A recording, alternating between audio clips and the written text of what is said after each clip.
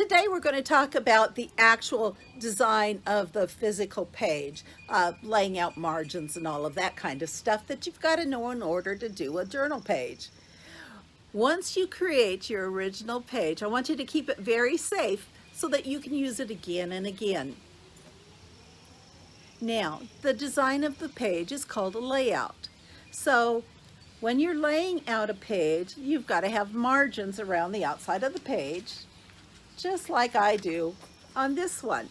Thankfully, the computer did this for me, but I'd say they're about a ½ inch margin.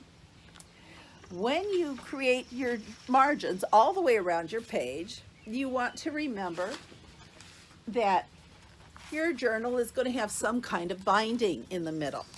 So when you look at the spread, on the inside of the spread, you've got to create a little extra area in your margins to account for what type of binding you're going to use. Okay, what's the main use of this page? We've already talked about if it's sketching or notes, that you could just do a blank page, or you could just do lines and maybe a simple piece of artwork with that. But what if it's a little more complicated? What if it's got several elements in it?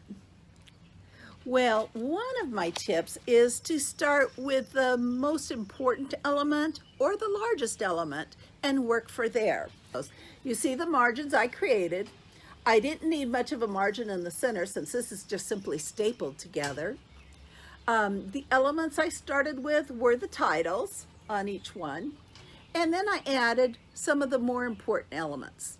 I knew on my devotional side of the page that I wanted to divide it into 4 sections that are pretty even, so that was quick and easy to do.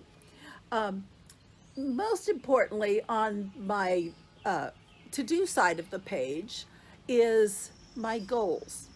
The next section I have is my to-do list, which I may or may not do, appointments, which I probably have up here as well, and then I have a little note section down here.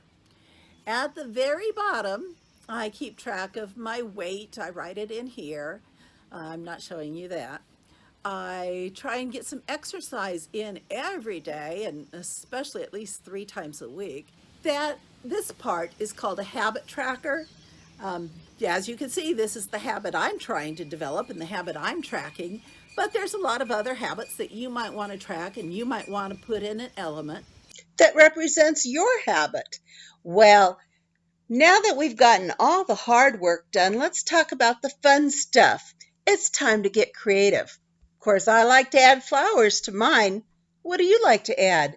Maybe some butterflies, or some robots, or hearts and flowers, and oh, there's so many things to choose from.